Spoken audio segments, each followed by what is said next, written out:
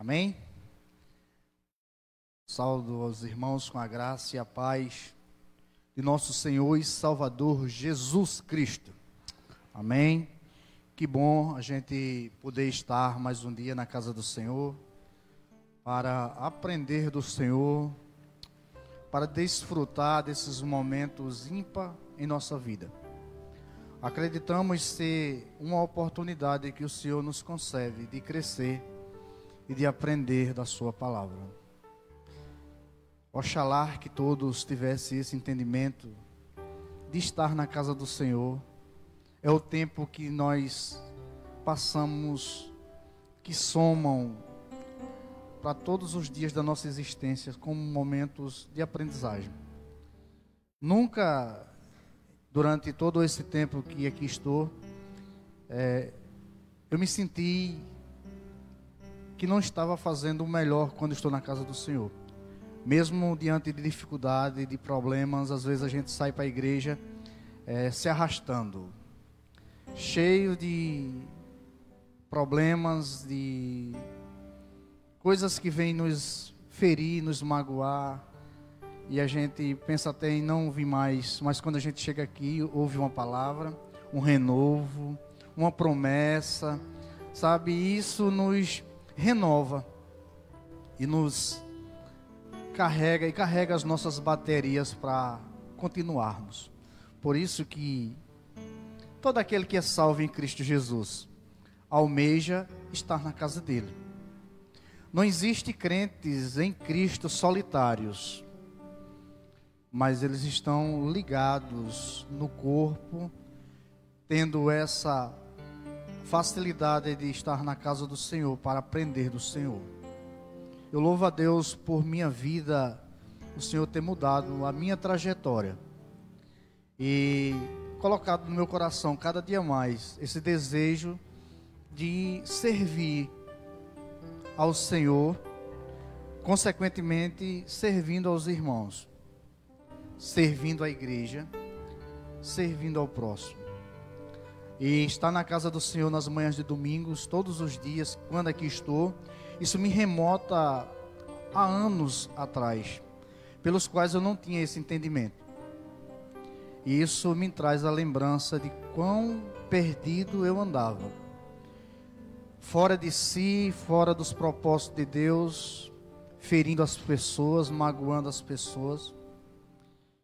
E isso hoje me faz enxergar a graça de Deus sobre a minha vida, porque só é a graça de Deus que muda o nosso entendimento, a nossa maneira de agir, e coloca uma visão em nosso entendimento pelo qual estamos aqui hoje.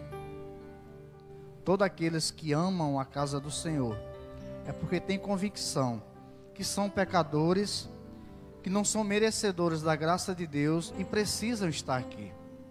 Ninguém está aqui para satisfazer o seu desejo, o seu ego, mas estamos aqui porque acreditamos que precisamos de estar recebendo do Senhor todos os dias uma porção da sua palavra. E a escola bíblica dominical é isso, é a gente estar aprendendo uns com os outros. Isso é gratificante. Oremos. Santo Deus, Pai amado, Deus bendito, Senhor, nós te damos graça, meu Pai, por estarmos aqui nesta manhã. Poderíamos, ó Deus, muito bem escolhermos estar em qualquer outro lugar, sem pecado nenhum, Pai, mas entendendo que o Senhor nos chamou, que o Senhor nos tem direcionado, então aqui estamos, Pai, humildemente dizendo que somos cada dia mais, ó Deus, imerecedores das tuas maravilhas, mas a tua graça, o teu amor, as tuas misericórdias tem nos alcançado e nos fazido habitar nessa casa. E aqui, Senhor, nós temos dedicado, ó Pai, alguns minutos do nosso tempo na existência da nossa vida, e acreditamos que cada dia mais o Senhor tem nos preparado para esses momentos, nos ajudando. E somos gratos, Deus, porque nosso entendimento outrora era distante do Senhor, era para satisfazer os desejos da nossa carne, era para estar nos afastando cada dia mais do Senhor, consequentemente também nos afastando das pessoas. Mas o Senhor se compadeceu, me resgatando da minha vã maneira de viver, perdoando os meus pecados, me dando um novo nome, Senhor, trazendo sobre a minha vida uma perspectiva de salvação, um reconhecimento que sou pecador e merecedor das tuas maravilhas.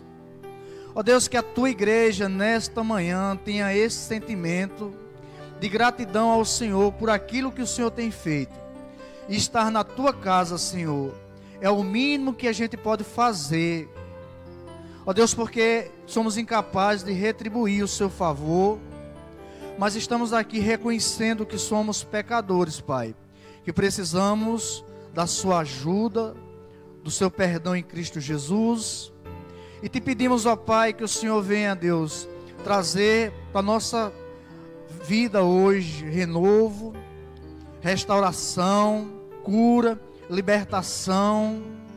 Que a tua palavra seja aplicada ao nosso entendimento, que haja uma nova natureza, uma nova mudança a cada dia, Deus. Que aqueles que nos assistem pelo Facebook, que o Senhor possa estar visitando os seus corações, trazendo para essa realidade que precisamos cada dia mais buscar o Senhor enquanto podemos encontrar, e invocar o Senhor enquanto o Senhor está perto de nós, porque chegará um dia que não temos mais essa oportunidade, partiremos para a eternidade, Deus. Hoje é o dia aceitável do Senhor, hoje é dia de salvação, de libertação. Deus, aqueles que aqui estão conosco, que o Senhor proporcione minutos de crescimento espiritual. Aqueles que estão a caminho, que o Senhor os traga debaixo da sua paz e segurança. Aqueles que estão impedidos de vir para a tua casa, que o teu Espírito Santo os alcance em seus lares. Ajuda, Deus, a todos que estão engajados neste trabalho nesta manhã. Que o teu Santo Espírito traga à memória aquilo que andamos lendo, assistindo, pesquisando, para que haja facilidade no entendimento das tuas verdades da tua igreja. Nos ajuda, Pai. Somos eternos, dependentes de ti. Nos ajuda, é o que nós te pedimos nessa manhã, em nome de Jesus. Amém. Graças a Deus. Nós vamos estar dando continuidade à EBD nessa manhã. Vamos pedir ao nosso irmão Sóstenes que segura um pouquinho os dedos no teclado. Nós agora vamos estar aprendendo um pouquinho da palavra do Senhor, dizendo aos irmãos que é uma aula, aqui é a Escola Bíblica Dominical. Só queria que Felipe preparasse o microfone, porque se alguém quiser falar, se alguém quiser acrescentar algo daquilo que vamos estar tratando, que possa falar no microfone para que o áudio passe pela gravação e quem esteja acompanhando na live possa escutar, né? Domingo nós tivemos esse grupo de discussão, foi muito bom, mas infelizmente alguns áudios não foram gravados. E a gente recebeu aí essa informação que deveríamos assim proceder, e é o correto, né? Enquanto estamos transmitindo via Facebook para os nossos irmãos que não podem vir, e também, irmãos, muitas pessoas nos acompanham, nos assistem, até pessoas que não são da nossa igreja. Eu tenho amigos no trabalho que eu compartilho sempre as lives e eles assistem. Então, de alguma forma, Deus está usando os seus meios para alcançar vidas também, né? Então, é importante, mesmo sendo uma aula, algo que seja aberto para os demais irmãos, possa manifestar suas colocações, também possam estar passando pela live, que possam estar escutando. A gente mudou um pouco hoje a configuração da EBD, não teve o louvor, não teve aquela palavra inicial, porque a gente nos fomos orientados a começar um pouco mais cedo. Até porque a gente precisa desse tempo, um tempo de mais ou menos 60 minutos aí, para que a gente possa deixar os irmãos mais à vontade, né? Então a gente optou em começar um pouco mais cedo hoje, ainda teve alguns contratempos, mas espero que no próximo domingo a gente possa estar começando pontualmente 9 horas. Vamos ter esse hábito de começar os cultos nos horários programados, porque é importante a gente também cumprir tanto o horário que inicia quanto o horário que termina. Eu acho que dentro da casa do Senhor tem que haver essa ordem, principalmente na forma litúrgica. Começa às 9 horas, então vamos começar às 9 horas. Termina que hora? 11h30? Então vamos terminar às 11h30. Por quê? Muitas das nossas irmãs não fizeram o almoço, não terminaram, não concluíram. E precisa voltar, porque muitas têm família em casa que não tem esse conhecimento de servir ao Senhor, não são crentes em Jesus, e essas pessoas ignoram. Poxa, né? Então assim, eu acho que é uma forma de nós também estarmos liberando no horário certo, quando a gente começa no horário programado. Isso é um hábito que nós vamos estar implantando na Escola Bíblica Dominical, de iniciarmos cedo, para que a gente possa passar para o pastor no horário programado, para que o pastor, por sua vez, também termine no horário programado, para que todo mundo venha ser abençoado, sem precisar a gente fazer aquele culto que Paulo fez, né? Lá em Atos 19. Passava da meia-noite e Paulo estava pregando. Aí Eutico, coitado, estava na janela, dormiu e caiu, mas o Senhor ressuscitou a Eutico. Amém?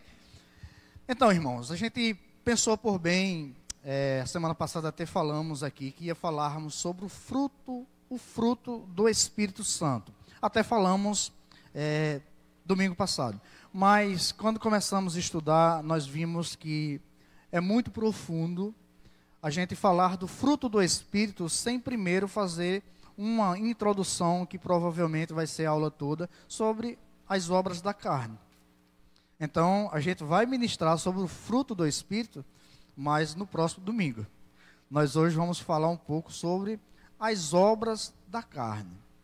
Aquilo que nós produzimos, aquilo que nós, por natureza pecaminosa, todos os dias estamos manifestando. Às vezes até dentro da igreja. Ou você pensa que não. Às vezes você está sentado aí, mas está murmurando.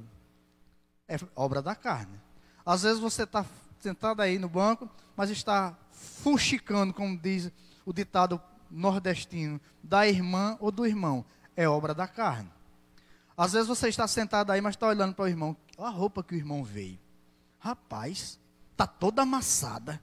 Tem mulher não, é? É obra da carne. Às vezes você está sentado aqui, o pastor está pregando e você está... Esse pastor nem pregar sabe.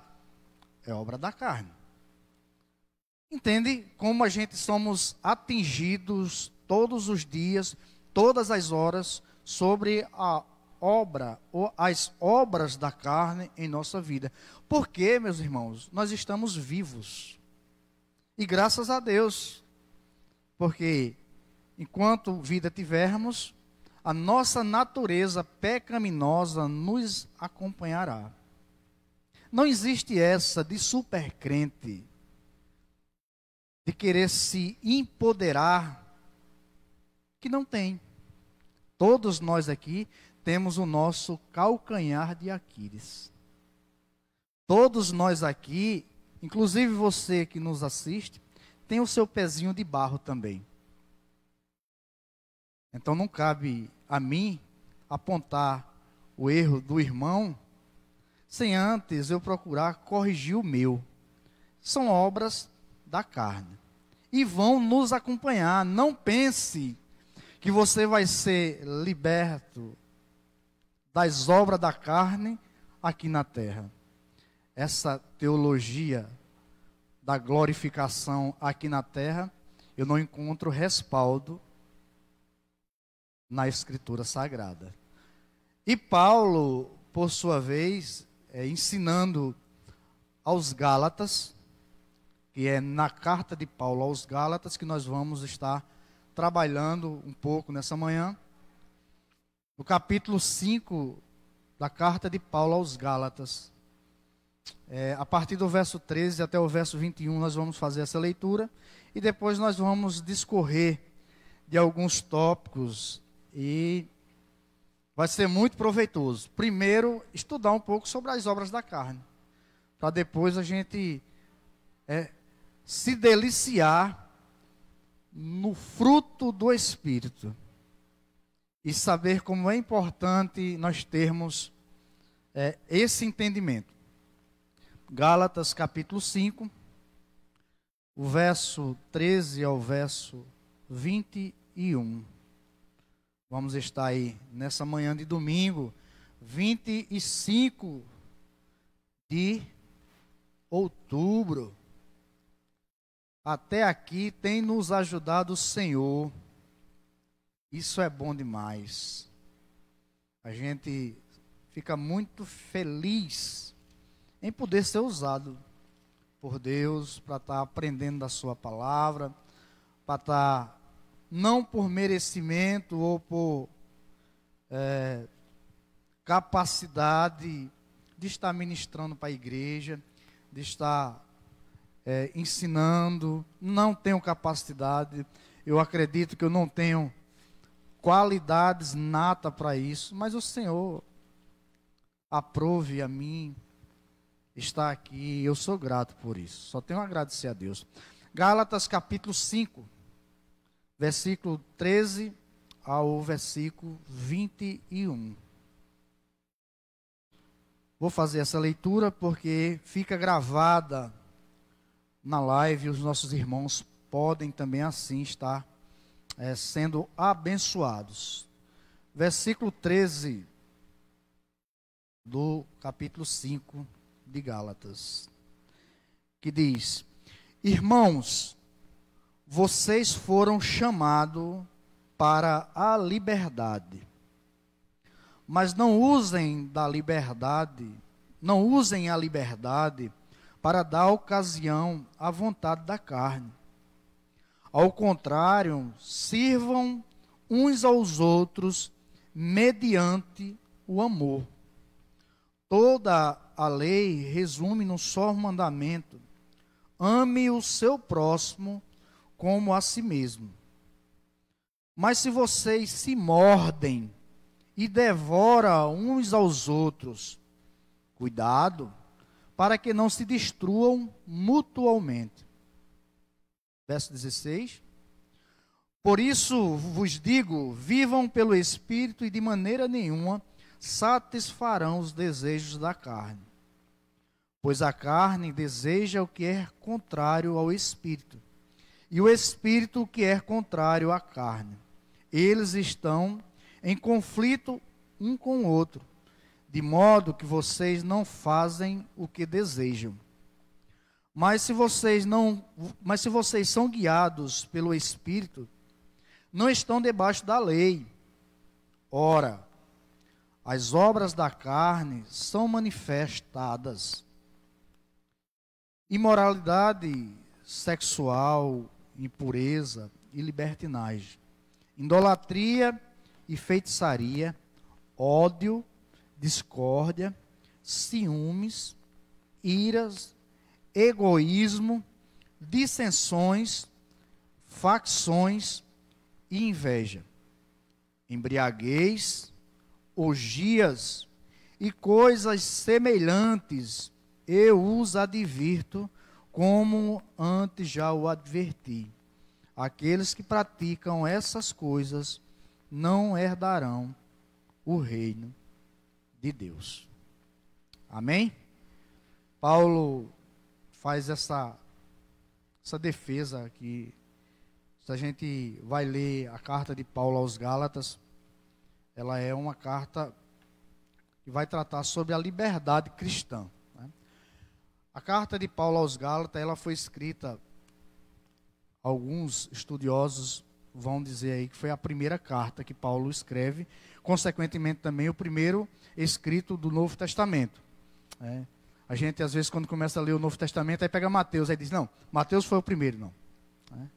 Gálatas foi a primeira carta escrita e enviada às igrejas, porque ela foi escrita por volta do ano 48, depois de Cristo. Então, foi a primeira carta enviada, e Paulo adverte as igrejas da Galácia.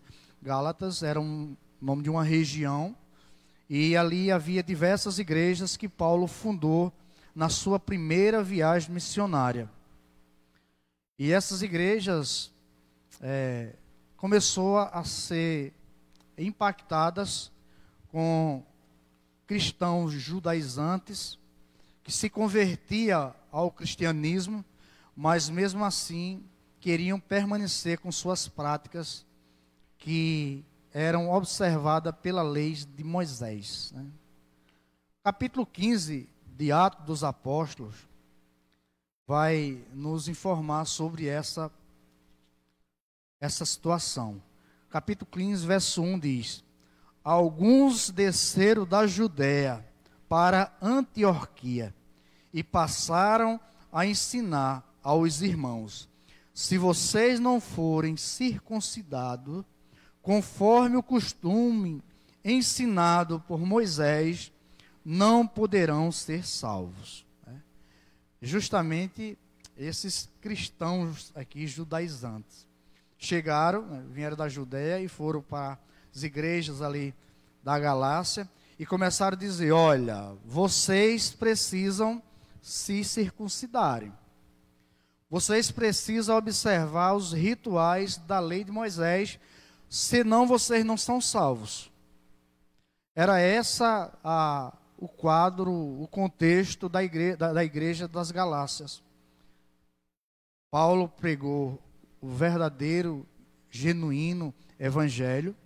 O povo foi alcançado, mas uma vez chegando esses mestres, esses doutores, esses falsos ministros, começaram a introduzir na igreja essas práticas. E Paulo vai advertir aqui seriamente. A gente observa que ainda hoje existe segmentos cristãos, que se dizem cristãos, que observa algumas práticas.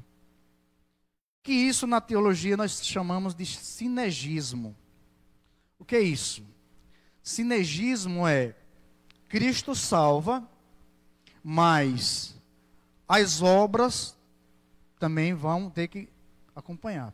Cristo salva, mas os santos estão intercedendo por nós. Cristo salva, mas supremo pastor é aquele fulano de tal que está dominando uma certa religião aí. Tem que obedecer aos preceitos dele. Os preceitos dele estão em pé de igualdade à palavra de Deus.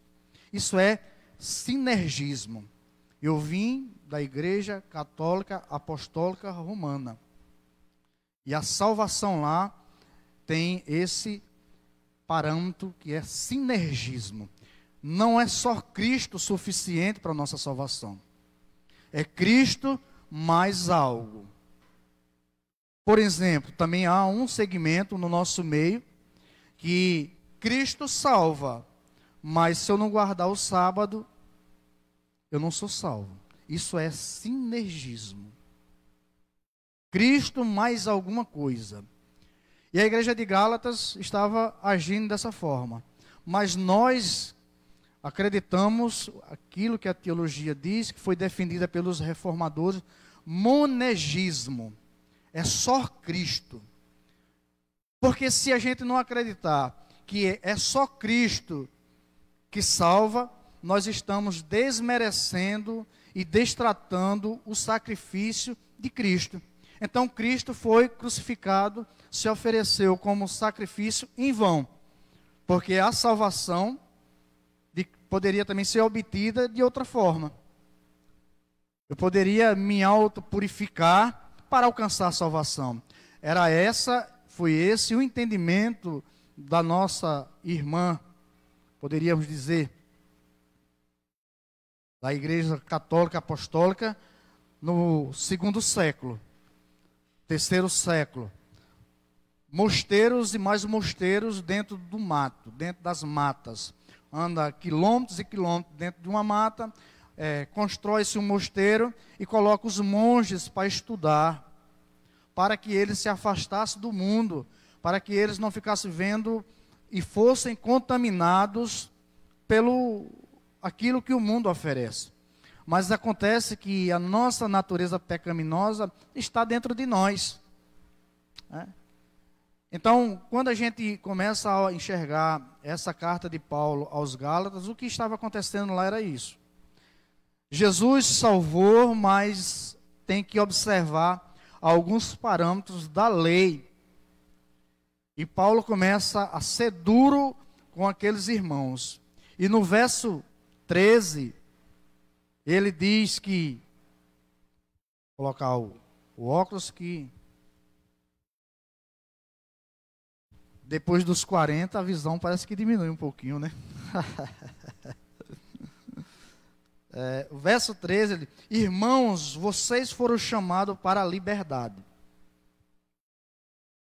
Que liberdade é essa? Eu quero começar a provocar os irmãos a se posicionarem. Quando ele diz, irmãos, vocês foram chamados para a liberdade. Que liberdade é essa? Cadê o microfone aí, passando aí, que a turma vão falar. Eu tenho certeza que nossos irmãos não vão ficar calados. Senão eu vou perguntar. Irmãos, vocês foram chamados para a liberdade.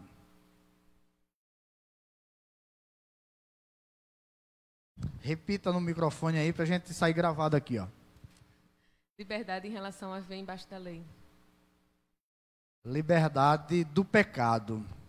Porque o homem, a lei, quando foi enviada para os israelitas, era para apontar o pecado. Certo? Ela não tirava o pecado, mas ela apontava que o homem, se ele não cumprisse determinadas regras, ele sofria penalidades. Por exemplo, se o filho não honrasse o pai na antiga lei, o que acontecia com ele? Ele poderia ser até apedrejado. Então a lei apontava para que aquele filho, se ele não obedecesse, ele sofria algum dano. Por exemplo, se alguém defraudasse, roubasse alguém, o que a lei apontava? Que você teria que devolver até 4 vezes aquilo ali. Aquele que foi danificado. Ou seja, a lei, ela identificava e te mostrava um pecado. Para você não transgredir a lei. Mas quando Cristo veio, nos libertou da lei, do jugo da lei. Mas Ele não tirou essa lei. A lei hoje vive plantada em nosso coração.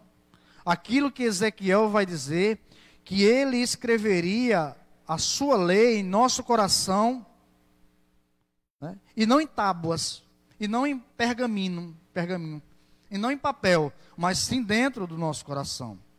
Porque Cristo hoje, Ele nos aponta que eu não preciso observar os preceitos da lei, mas quando eu amo o meu irmão, eu não quero ver ele sofrendo. A irmã solicitou aqui o microfone. Levante a mão aí para que ela possa ser alcançada. Isso. Veja só, quando se refere a essa lei, a lei ela não foi quebrada, não, ela continua. Só que a maneira que ela agia no tempo, né, antigo, antes de Jesus, era uma lei, era dente por dente, olho por olho, né, que era aquela lei severa. Mas a lei continua, é só você ir lá no mandamento que você vê que a lei continua. Agora, que existia aquela lei, como se diz assim, vamos dizer, uma lei perversa. Então, quando Jesus veio, Ele quebrou, como você está dizendo, Ele não quebrou a lei, Ele quebrou a prática. Quer dizer, a mulher quando adulterava naquela época, coitadinha, a bichinha era apedrejada. Hoje não, né? A gente... Bichinha, coitadinha, né? Então, muito... Isso. Foi muito bem colocado, né? A bichinha era apedrejada, rapaz. Mas Jesus disse, quem não tiver pecado, atire a primeira pedra nela, não é? Então a lei, ela agia trazendo a correção de imediato. Mas uma vez que você aceita a Cristo, você procura viver uma vida que agrada ao Senhor e ao próximo. Por isso que o verso 13, ele diz, nós fomos chamados, a igreja de Gálatas foi chamada para essa liberdade. Então essa liberdade não precisa mais que eles observassem os preceitos e esses costumes, porque essa lei vai se resumir no amor. Essa lei se resume em amar ao nosso próximo como a nós mesmos. E se nós amamos o nosso próximo como a nós mesmos, então a gente vai querer o bem. Porque ninguém, em sua boa e sã consciência, quer estragar o seu corpo, mutilar o seu corpo, deformar o seu corpo, a não ser que tem uns loucos aí, né? E parece que são loucos mesmo aqueles, que eles deformam, mutilam, né? Mas a gente sabemos que isso é obra das trevas, os filhos das trevas mesmo, e um dia vão prestar conta, né? Mas ainda continuando no verso 13, ele diz, irmãos, vocês foram chamados para a liberdade, mas não use da liberdade para dar ocasião à vontade da carne. Então essa liberdade, o que é que acontecia também na igreja dos Gálatas? Nós fomos livres da lei, nós não devemos mais observar a lei, então nós podemos pecar. Nós podemos praticar aquilo que a gente quer. Também não é isso que a lei está dizendo. Quando a gente continua lendo e estudando essa carta aqui, Paulo está dizendo aqui, olha, não usem da liberdade que vocês têm em Cristo Jesus para pecar. Porque aquilo que João diz lá no capítulo 8, verso 32 e o verso 36, que ele vai dizer assim, pois se Cristo vos libertou, verdadeiramente sereis livres. Ele diz assim, que há uma libertação quando Cristo nos alcança. Eu vou ler esse versículo, que eu acho que eu pulei aqui uma parte muito importante do versículo. João 8, 32. João 8, 32. Ele vai dizer o seguinte. João 8, 32. Ele fala sobre conhecer a verdade, né? Foi esse ponto que eu esqueci. E conhecereis a verdade, e a verdade vos libertará. Quando nós temos esse encontro com Cristo, quando Ele nos alcança, quando Ele nos chama, quando Ele nos resgata, tudo é Ele, nada é nós. Não tem essa, eu abri o meu coração e aceitei a Jesus. Esqueça. Cristo foi lá e provocou em você primeiro. O Espírito Santo foi lá em você primeiro e despertou. Porque a Bíblia diz que é Ele que nos convence do pecado, do juízo e da justiça. Quando Ele nos convence, aí o nosso coração desperta para que nós estávamos caminhando para o inferno. Então, primeiro Ele nos desperta. É Ele. Não é o homem ao encontro de Deus, mas é Deus ao encontro do homem. Sempre foi assim.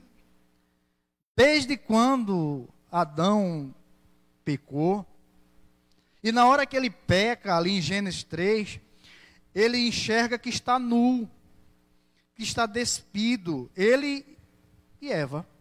E quando eles veem a sua nudez, eles fogem da presença de Deus e vão se esconder detrás dos arbustos. Deus, ao caminhar, ao passear, chama por o homem, ele diz, Senhor, eu vi que eu estava nu, e eu me escondi. Se esconder da presença de Deus. Aí Deus vai dizer, por que você se escondeu? Ah, porque eu vi que eu estava nu. Então Deus foi ao encontro dele, de Adão, de Eva. Ali aconteceu o primeiro sacrifício. Diz que foi morto um animal. Houve derramamento de sangue ali. Morreu um animal. Deus tira a pele daquele animal, faz roupas e cobre a nudez de Adão e de Eva. Então sempre Deus teve a ação de ir ao encontro do homem. Então quando Deus veio ao nosso encontro e nos despertou que precisávamos ser perdoados, que a nossa culpa precisava ser retirada, aí a gente começa a trilhar. E isso acontece na igreja de Gálatas. O povo é liberto da escravidão, do jugo da lei, do peso da lei. Mas aí começaram a usar dessa liberdade para libertinagem. O contexto dessa carta, ela vai tratar sobre legalismo e libertinagem. Legalismo é a forma de se impor uma religião, um preceito para a vida das pessoas. Tem que ser dessa forma. É desse jeito. Isso é legalismo. Isso é legalismo. Então os judaizantes usavam essa forma de legalismo para dizer assim, ó, se vocês não obedecer esse preceito aqui, vocês não têm salvação. E por outro lado, tinha os libertinos. Ah, nós já estamos livres do pecado. É aquilo que eu critico, é aquilo que eu não concordo, diante de alguns irmãos hipercalvinistas. Porque tem os calvinistas que são moderados, que são amáveis, são nossos irmãos em Cristo. Mas tem os hipers, que eles dizem assim, uma vez salvo, salvo para sempre, e eu posso tocar a minha vidinha. Eu não perco a salvação, então eu posso fazer isso, aquilo, aquilo outro. Mas não é isso que a Bíblia diz.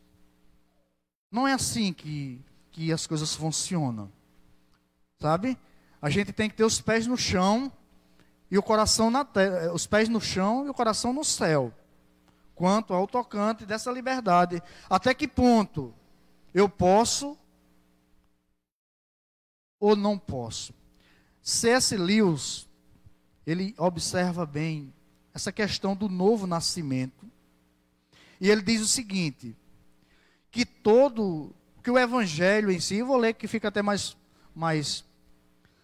fácil o entendimento. Ele diz que o evangelho, no final das contas, é bastante confortador. Mas não se inicia assim. O evangelho é livre, mas não é fácil. Não há nascimento sem dores de parto. Não há liberdade sem disciplina. E não há vida sem morte. Não há sim sem não. Veja como é interessante. Nós nascemos de novo. Sim. Então esse nascimento tem que provocar mudanças, tem que provocar dores na nossa vida. Porque senão a gente vai querer viver como vivíamos outrora. E vai ter que ter esse contraste da natureza pecaminosa com a natureza nova. Com aquilo que o Senhor nos chamou para essa liberdade. De estar liberto da condenação do inferno. O inferno é uma realidade. O diabo é uma realidade. Mas Cristo se manifestou para desfazer as obras do diabo. E nos trazer liberdade sobre o poder opressor do diabo. Porque antes ele oprimia as nações. Antes ele devorava as nações. Mas hoje, a nação de Israel, o Israel de Deus, que somos nós, o diabo não tem poder de nos escravizar. Porque o Espírito Santo está dentro de nós. E todos nós temos o Espírito Santo. Não há nenhum cristão que não tenha o Espírito Santo. Porque todos aqueles que foram nascidos de Deus são nascidos de cima. Essa convicção que você tem que ter, que você é filho de Deus. O Espírito Santo está dentro de você, nos ajudando em nossas fraquezas, em nossas limitações. Verso 14. Vamos lá, porque é importante a gente estar fazendo, pontuando. Sim, eu quero o microfone aí na voz aí da irmã aí. A graça e a paz do Senhor, sou eu. Amém. Olha, as pessoas que acreditam que não vão perder a salvação, uma vez salvo, salvo para sempre. Sim. Se eu creio nisso, eu vou ter, no mínimo, amor à pessoa de Deus e lutar contra o pecado. Eu não vou fazer o quê? Eu estou salva, vou ver minha vida do jeito que eu quero. Isso não tem amor. Cadê o amor que eu tenho que demonstrar pela pessoa de Deus, pelo que Ele é para mim, independente se Ele fizer ou não? Então, se eu creio que não vou perder minha salvação, porque quem pagou o preço foi o perfeito, não foi o imperfeito. Então, no mínimo, eu devo fazer isso. Já que não consigo ter ausência total de pecado, eu vou lutar até o último dia da minha vida. Isso não significa que eu não vou cair várias vezes. Amém? Obrigada. Amém. Isso mesmo, irmão. É justamente o que essa carta vai tratar, né? É a questão do amor. Mas na frente aqui a gente completa essa sua colocação, que foi muito propícia. Então o verso, Gálatas 5, o verso 14, ele diz, ainda terminando o verso 13, que a gente parou aqui, ao contrário, sirva a uns outros mediante o amor, né? Onde ele diz aqui, irmãos, vocês foram chamados para a liberdade, mas não use a liberdade para dar ocasião à vontade da carne. Ao contrário, sirva a uns outros mediante o amor. Então, Paulo aqui, ele diz assim, se vocês forem chamados para essa liberdade, o mínimo que vocês podem ter é amor, um pelos outros. O verso 14, ele diz, toda a lei se resume num só mandamento. Ame seu próximo como a si mesmo. Não acontecia isso. Por quê? Lá na frente, Paulo vai dizer assim, mas se vocês andam se corroendo, vocês andam se devorando, vocês estão brigando entre si, então há uma ausência de amor. E de fato, que liberdade é essa que vocês estão experimentando? O verso 15 ele diz, mas se vocês se mordem e se devoram uns aos outros, cuidado para que não destruam-se mutualmente. Paulo identifica que o legalismo, a imposição de regras, de conceitos humanos, traziam o quê? Discórdias, desunião entre a família cristã. Porque queriam impor, por força, por lei, que os irmãos deveriam observar esses costumes da lei de Moisés. E isso provocava desunião, trazia essa desarmonia, e eles estavam se devorando. Não estavam se suportando uns aos outros dentro da igreja. Veja que trauma para uma igreja onde os membros não se suportam, não olham no olho e não dizem eu te amo em Cristo Jesus, me perdoa se eu errei. Que evangelho é esse? Que liberdade em Cristo é essa que eu não consigo suportar os erros do meu irmão? Que liberdade em Cristo é essa que eu não consigo amar o meu irmão, mas eu digo que eu amo a Jesus? Que liberdade é essa? Não vale a gente começar a fazer uma reflexão em nossa vida.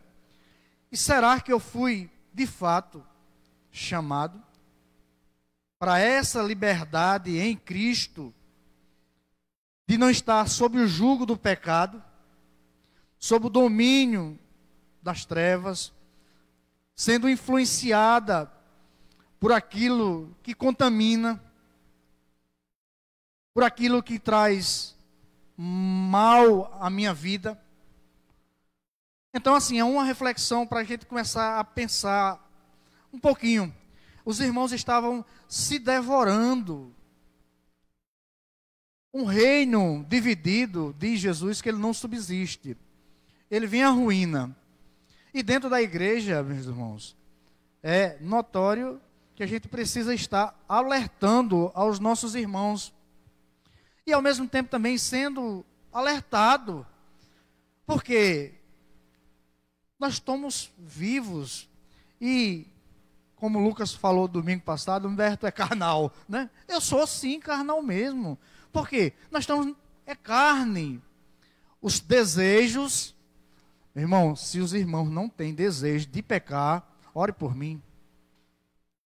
Porque pensa num cabo que tem desejo para pecar, sou eu. Mas essa natureza não pode predominar na minha vida.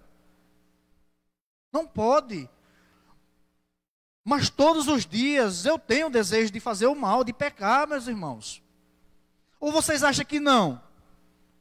Ah, Humberto, aquele vai. Descuida da tua vida. Abre uma brechinha desse tamanho para tu ver o estrago que Satanás faz na tua vida.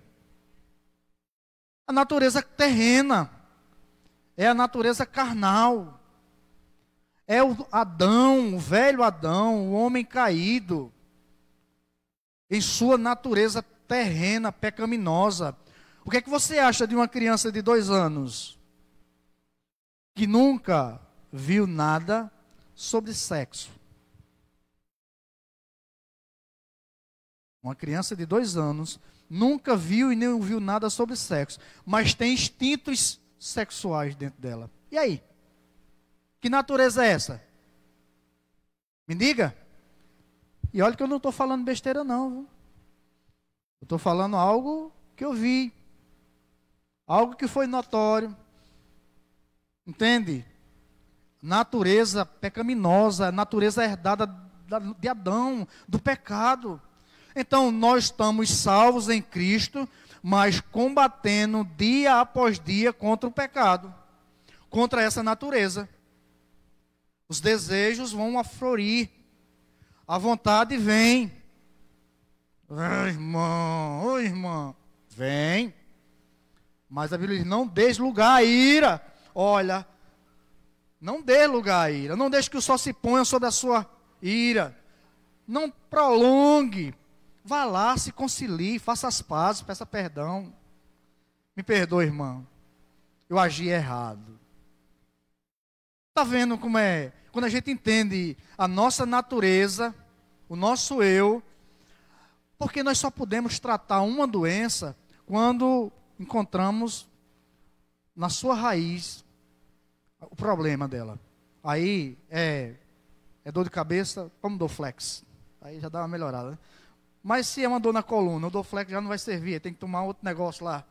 Ah, mas o pé que está inchado, aí o Dorflex nem o negócio da coluna serve, tem que ser um outro antibiótico. Entende? Pecado é assim. Aquilo que mais você é propício a estar errando, é aquilo que você tem que estar com um sinal de alerta o tempo todo, vigiando. Ó. Eu sou falho nessa área, eu tenho esse problema, então eu tenho que estar sempre buscando de Deus o auxílio, para que eu possa ir mortificando. Paulo vai dizer assim, fazei morrer toda a vossa natureza terrena. É hoje, é amanhã. Ele não disse assim, olha, quando você se converter, mate sua natureza, viu? Eu não vejo isso na Bíblia. Ele diz assim, fazei morrer. É hoje, é amanhã, é depois da manhã, é depois da manhã, e assim vai. Não tem essa. Então, o verso 16, Paulo vai dizer o seguinte: por isso vos digo, vivam pelo Espírito e de modo nenhum satisfarão os desejos da carne. Como é que eu vivo pelo Espírito, irmãos? Romanos 8, verso 1. Portanto, nenhuma condenação há para os que estão em Cristo Jesus, que não anda segundo a carne, mas segundo o Espírito. Então eu vou andar e ser cheio do Espírito quando eu começo mortificando essas naturezas na minha vida. Se eu tenho uma facilidade de me aborrecer no trânsito, então eu já começo a sinalizar esse problema. Isso eu aprendi na prática. Eu estressado, eu todo estressado no trânsito, mas tive que aprender na prática. Ser repreendido e dizer assim, estou errado mesmo, eu não vou mais agir dessa forma. Eu tenho uma facilidade de me aborrecer com outras coisas. Então eu tenho que observar isso aí e começar a pedir ajuda a Deus para que o Espírito Santo venha me ajudar, para que eu tenha domínio próprio, para eu dominar essas ações, para ser cheio do Espírito, para andar segundo o Espírito, para não cumprir os desejos da carne. Isso é andar, aquilo que Paulo diz no 16. Viver pelo Espírito é sempre estar buscando de Jesus, porque nós temos o Espírito. Quando ele diz assim, nós temos que viver, ele diz aqui, por isso vos digo, vivam pelo Espírito. Então, todos nós, sem exceção, temos o Espírito. Poxa, você não está aqui por acaso. Você está aqui porque o Espírito lhe convenceu a você vir. Você não nos assiste por acaso, mas é o Espírito Santo que lhe chamou para que você estivesse escutando essa palavra, para que sua natureza terrena possa ser trabalhada. Existem livros bons, além da Bíblia, né? A Bíblia é fenomenal para tratar a nossa doença. Mas quando eu faço colocações de livros, é porque, graças a Deus, tem homens que o Senhor abençoou com capacidades, com oportunidades, para estudarem, para se formarem, para aprender, se tornaram mestre, escreveram livros que nos auxiliam. Tem um livro que é Temperamentos Controlados pelo Espírito Santo. Esse livro, eu esqueci o autor, mas ele é muito bom. Ele vai falar das 4 situações de temperamentos, né, da vida humana. E existe também um livro que eu tenho, todos esses eu tenho, que é Cuidando do Nosso Mundo Interior. Rapaz, é muito bom também, esse, acho que é do Gordon Morgan, alguma coisa desse tipo. E um outro que é Batalha Espiritual. Nosso campo de batalha é a nossa mente. Então, são livros que vai trabalhar muito essa questão do nosso temperamento. Sim, Lucas? O microfone aqui para Lucas, aqui. Já vinha o microfone que sai aqui, ó. Ai, Jesus, não venha não, viu? Pergunta difícil, eu boto para canto da A pergunta é difícil, é para tirar dúvida aqui, né? Porque, pessoal, antes de Jesus vir, né, a lei salvava as pessoas? Não. Sim. Mas ela não salva como? A lei não salvava. Porque se a lei salvasse, não era necessário Cristo morrer na cruz. Não, eu sei, mas agora... ela nos apontava, né? A lei... Como? As pessoas eram salvas, alcançavam a salvação como? Eu sei que a salvação é em Cristo, é pela Sim. fé, somente. Sim. Isso aí a gente sabe, né? Todo mundo sabendo. Agora, na época da lei, não é? As pessoas alcançavam a salvação como? Se não- Fé. Fé em As promessas. Abraão, pai da fé. Então, a salvação era por meio da fé nas promessas do Messias. as promessas do Messias, né? Entende? Fé em Cristo. A fé em Cristo. Porque assim, sempre Deus dirigiu o seu povo apontando para Cristo. Todos os livros do Antigo Testamento, eles vão apontar Cristo em alguma situação. Então, todas as promessas da terra prometida, Canaã, é um simbolismo ao céu, a nova Jerusalém. E o Messias que o povo de Israel esperava era um Messias que vinha libertar da opressão, mas a promessa do Messias era para libertar do pecado. Então, todos alcançaram salvação, sim, porque eles acreditavam na promessa do Messias. Roberto, eu fiz Sim. essa pergunta porque é muito comum você, quando vai falar de Jesus para as pessoas perguntam, e antes de Jesus, como é que as Isso. pessoas eram salvas? Né? Isso. Então, uma pergunta que esclarece muitas pessoas. Sim, né? Porque, sim, na verdade, é. a gente sabe que lá em Gênesis 3,15, Já Deus tinha prometeu- promessa. Isso. Prometeu Jesus Cristo, né? Entendeu? Isso. Então, mas é muitos de nós, às vezes, esquecemos desse detalhe. Isso. né? Bom, A salvação, na época da lei, né, eram salvos na esperança da vinda do Messias, né, Isso. na justificação nele. isso. Mas, então, essa é a pergunta. Tranquilo? Não foi preciso a gente passar para a Cândida responder. Mas muito bom. EBD é isso. Antônio Júnior quer falar ali, o Felipe.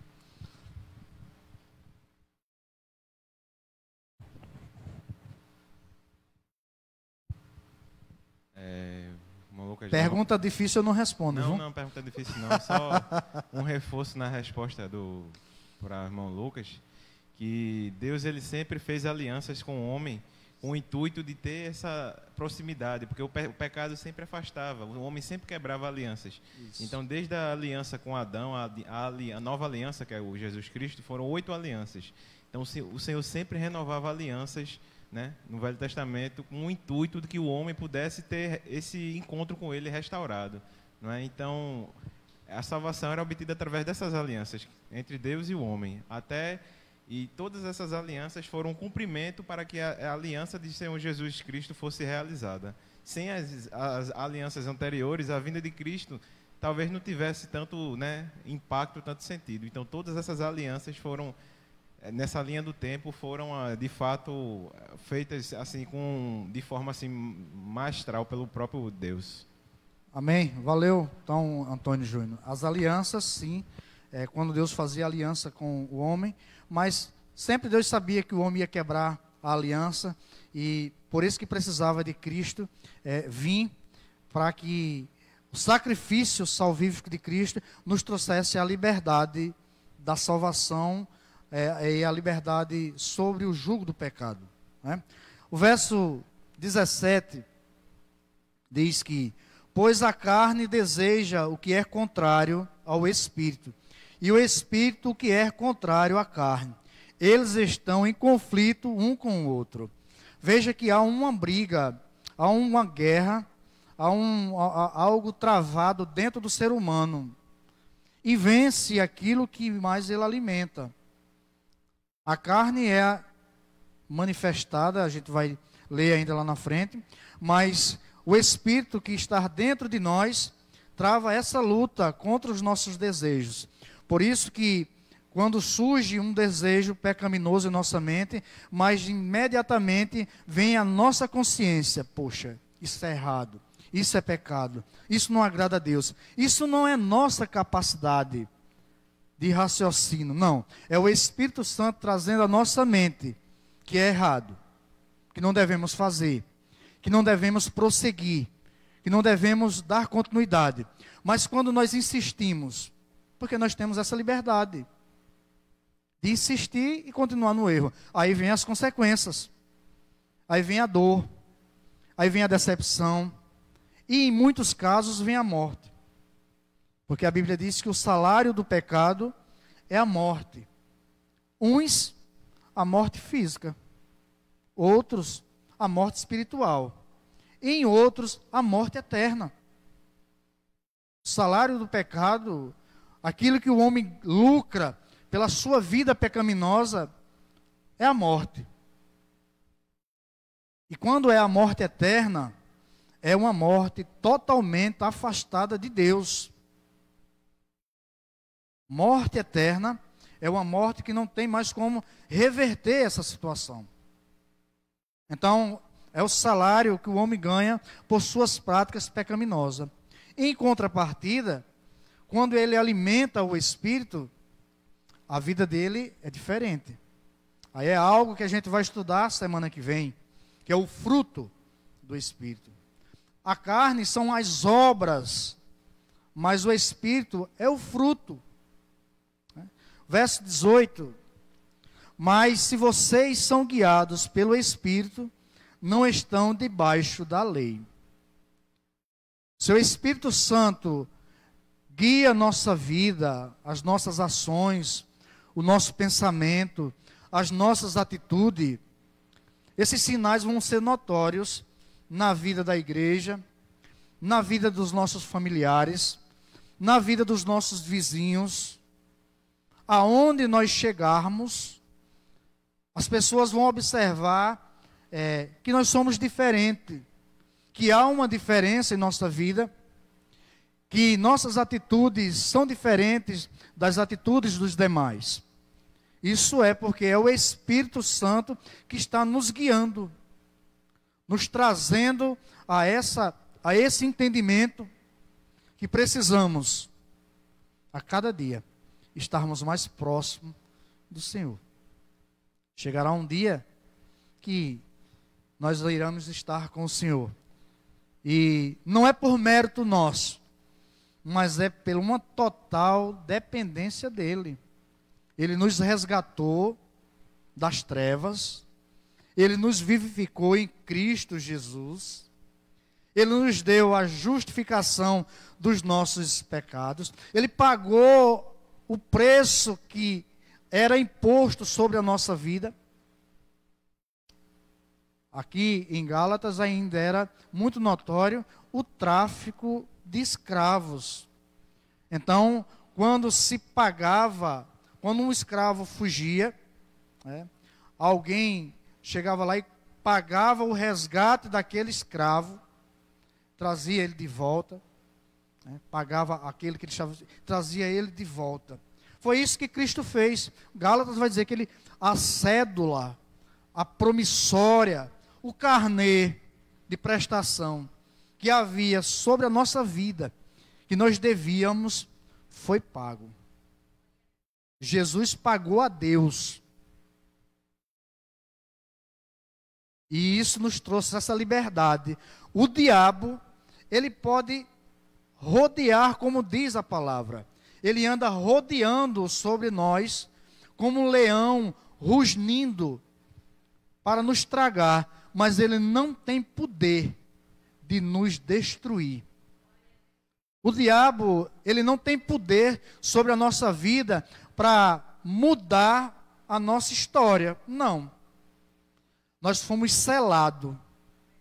O selo era um carimbo real, pelo qual o rei selava aquele documento, e o selo real era irrevogável. Quando o selo do rei era aplicado em uma correspondência, era irrevogável. Não tinha arrumadinho do Supremo Tribunal para bular a lei e soltar um criminoso. Entende? Então assim, nós fomos selados com o Espírito Santo de Deus, e o diabo não tem poder sobre a nossa vida. Nós temos o Espírito Santo dentro de nós para nós vencermos o poder do diabo. Por isso que Paulo vai dizer assim: revesti-vos de toda a armadura de Deus, para que possais estar firme contra as astutas ciladas do diabo. Efésios capítulo 6. Nós temos que nos vestirmos da armadura de Deus.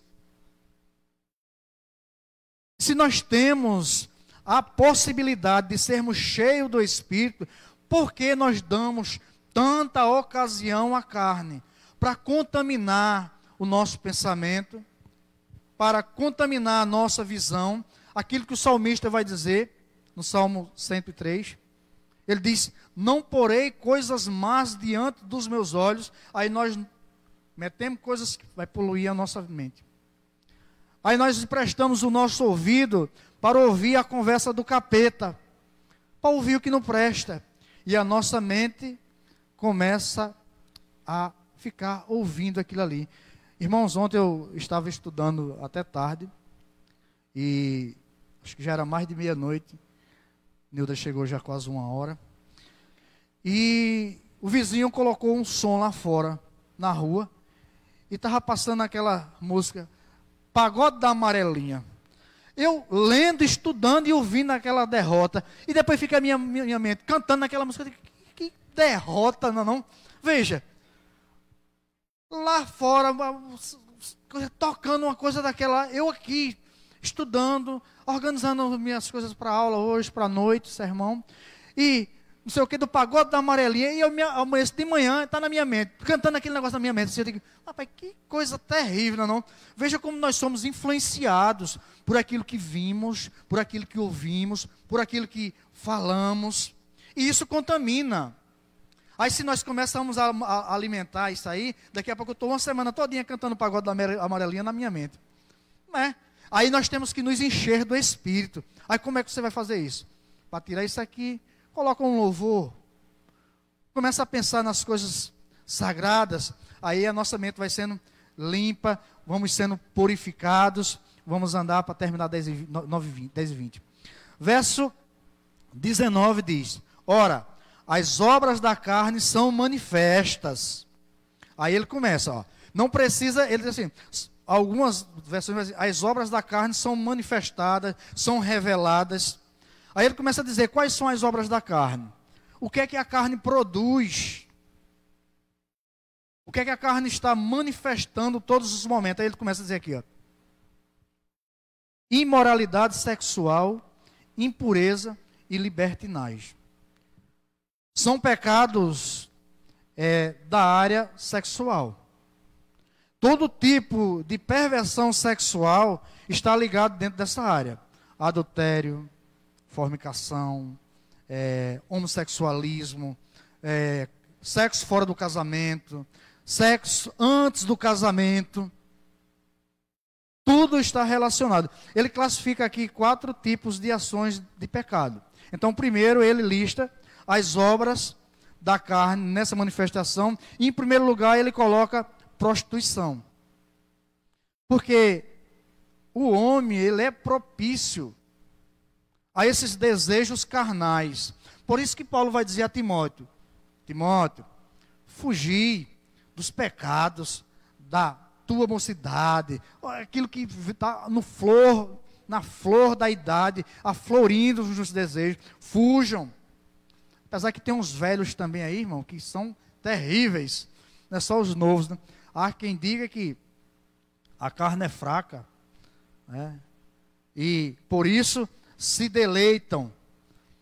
Mas nós temos capacidades e fomos munidos com o Espírito Santo para resistir contra os pecados que em relação à área sexual. E em segundo, ele diz que ele cita idolatria e feitiçaria. Como é que classificamos isso aqui? Pecados contra Deus. Pecados de ordem religiosa. Idolatria é pecar contra Deus. Respeitar, desmerecer, não reconhecer Deus como supremo, criador, sustentador, é criar deuses para si, é adorar coisas em vez de Deus. E feitiçaria é práticas ocultas que, de alguma forma, vai distanciar essa forma de você encontrar Deus. Que na antiga, nos tempos de Paulo, era muito ligado a bruxarias, e essas bruxarias, elas se manifestavam em artes mágicas, dá uma palavra grega, farmacléa, que é de onde vem a nossa palavra farmácia hoje. Seria todo tipo de drogas daquela época estava envolvido dentro da feitiçaria. Então, quando nós não, graças a Deus que somos libertos, mas quando antes nós ingeríamos drogas, tipo o álcool em excesso, tipo qualquer outro tipo de o cigarro, ou seja, são drogas e estava incluído dentro do pecado de feitiçaria, porque de alguma forma isso era usado na época, as drogas, para manifestar poderes malignos, atitudes que vêm a tirar o nosso comportamento. Então, a segunda classe de pecados é ligado à idolatria e feitiçaria, é o afastamento e o não reconhecimento de Deus. O terceiro classe de pecados aqui que ele lista é pecados na área relacional. Meu irmão, veja a quantidade de pecado que ele vai citar, que a nossa carne produz em relação a relacionamento. Contra a imoralidade sexual, ele diz que a imoralidade sexual, a lascívia, né? Ele diz aqui, o 19, impureza, imoralidade sexual, impureza e libertinagem. Contra Deus, ele vai citar idolatria e feitiçaria, mas contra o relacionamento, irmãos, aquilo que a gente produz contra o relacionamento, para que não venha a ter relacionamento. Veja a quantidade que ele diz aqui. Ele vai dizer assim, que a nossa carne, ela vai produzir ódio. Veja aí, a nossa carne vai produzir ódio, mas é ódio contra quem? O povo lá da rua? É o pecador lá fora? Será que é isso que Paulo está dizendo? Eu só tenho ódio de quem me faz mal. Será que é isso? Ele diz ódio. Aí de novo, discórdia. A nossa carne produz discórdia. E isso afeta o nosso relacionamento com Deus. Em contrapartida, o Espírito Santo se entristece dentro de nós, porque nós estamos promovendo discórdia, em vez de sermos pacíficos. Aí ele diz ciúmes. Meu irmão, o que tem de pessoas ciumentas dentro da igreja, porque o irmão prega, porque o irmão ensina, porque o irmão louva, porque a irmã louva, por bobagens, as pessoas se enchem de ciúmes, e isso atrapalha o seu relacionamento com Deus. O andar no Espírito perde essa oportunidade de desenvolver cada dia mais uma vida frutífera, porque nós estamos produzindo coisas carnais.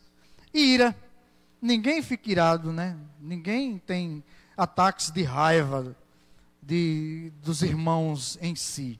É por isso que Paulo vai dizer assim, vocês estão se devorando. Vê, porque ele começa aqui no verso 14. Vocês estão se devorando. Cuidado para vocês não se autodestruírem. Porque tinha esses problemas dentro da igreja. Será que nós também não temos coisas semelhantes a essa? Então nós estamos nos devorando uns aos outros e não estamos exercendo o amor, que é o vínculo da paz. Aí ele diz, egoísmo. Veja que a nossa carne produz pessoas egoístas, que só são voltadas para si, que não amam o próximo, que não se compadece do próximo. Dissensões, causa discórdias, rixas, brigas, facções, partidarismo. Aí ele diz aqui, e em quarto lugar aqui, ele fala sobre pecados cometidos contra o próprio corpo, coisas que vão afetar a nossa vida pessoal. Aí ele vai botar aqui, embriaguez e glutonaria. Meus irmãos, por que é que o crente gosta de comer tanto? Eu chego do trabalho, aí o pessoal do interior sempre traz para mim, né? Mel, rapadura, eu e formiga para gostar de coisa doce. Aí quando eu chego, tem dia que Bia olha para mim e diz, vovô, e aquele melzinho agora? Nós somos tendenciosos, irmãos, a ter maus hábitos no tocante à alimentação, ao cuidar da saúde. E aqui era manifestado essas obras que também podem ser orgias, né? Quando ele fala de embriaguez, porque havia o culto ao deus Baco, onde fazia essas festanças, e a bebida era feito o nosso carnaval, quando nós temos aqui o velho galo da madrugada aí. Elias, que conhece bem, porque sempre era escalado a trabalhar nessa época. Todo tipo de mazela que não presta está ali. E ele se promove numa maldade terrível de excesso de álcool, excesso de perversidade das mais diversas. E ele aqui está citando. Não é assim. Se a gente tiver um entendimento dessa forma, como seremos cheios do Espírito, como iremos andar pelo Espírito, se nós estamos alimentando essas obras da carne. Temos que estar atento. A palavra dessa manhã é para que a gente possa ficar atento sobre as obras que a carne produz em nossa vida, para que a gente venha mortificar, fazer morrer. Não deixe que essas obras venham se enraizar, mas entenda que elas vão estar sempre presentes na sua vida. Não vai ter nenhum momento que você possa baixar a guarda. Por isso que no verso 17, ele vai dizer que há uma luta, há uma guerra.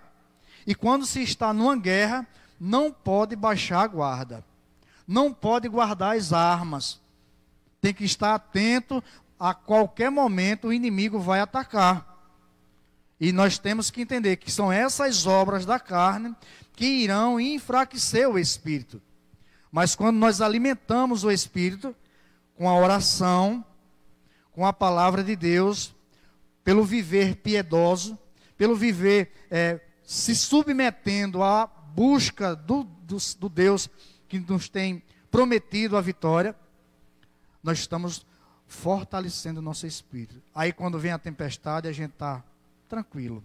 Quando surge a oportunidade de pecar, a gente repreende no nome de Jesus. A gente não dá ouvido às ideias malignas. A gente não se prostitui com os nossos olhar vendo coisas que não devemos. Não somos disseminadores de conversações. Não damos ouvido a fuxico, a discórdia. Não somos levados a criarmos dissensões dentro da igreja. Não somos pessoas críticas ao extremo, a só enxergar defeitos. Não. Porque o Espírito está nos lavando, nos tratando, para podermos estar cada dia mais buscando do Senhor a sua graça, a sua misericórdia. A gente não deu tempo de entrar em cada ponto desse de pecados, o que de fato é causa de mal em nossa vida. Mas acredito que foi proveitoso. Deus abençoe os irmãos. Domingo, se o Senhor permitir, tem mais. Aí nós vamos falar um pouco sobre o fruto do Espírito na nossa vida. O viver no Espírito. Quais são os benefícios que o viver no Espírito traz para a nossa vida? Traz para a vida dos que estão ao nosso lado. Traz para a igreja. Traz para o ambiente de trabalho. Veja como é impactante a gente aprender sobre essas questões. Deus abençoe.